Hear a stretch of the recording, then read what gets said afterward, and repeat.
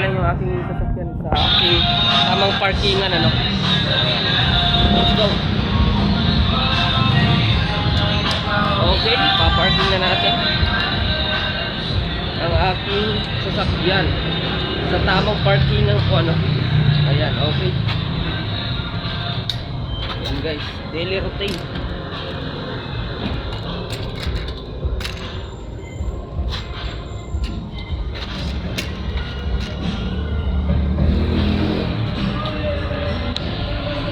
Okay.